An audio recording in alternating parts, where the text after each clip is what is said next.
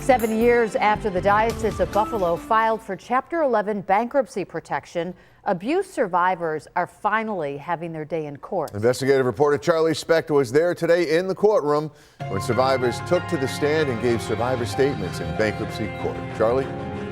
Scott and Mary Ellis, it was the heaviest feeling today in that courtroom when abuse survivors shared horrific details about when they were raped as children by priests and nuns who were supposed to protect them.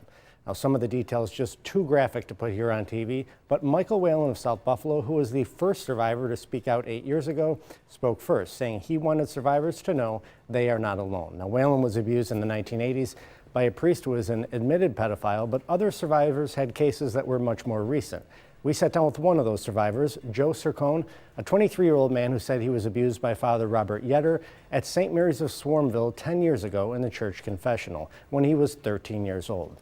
Yetter died in 2021, 3 years after my reporting exposed how former Bishop Richard Malone allowed Yetter to remain pastor of St. Mary's despite 3 allegations of sexual misconduct. Sircone said it happened in the soundproof confessional that Yetter himself helped design when the church was built. Now, Sircone at one point attempted suicide, but with the help of his family, he is speaking out about the abuse and has started, he says, his journey to heal.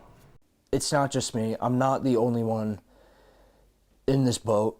I know there's people still in this boat that haven't said anything, and I encourage those people to say something because it is a weight lifted off your shoulders.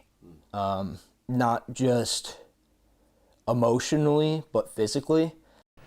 Sircone's account also calls into question the diocese's narrative of child abuse being a decades-old problem of the past. And there are multiple men who say Yetter groped them when they were young parishioners.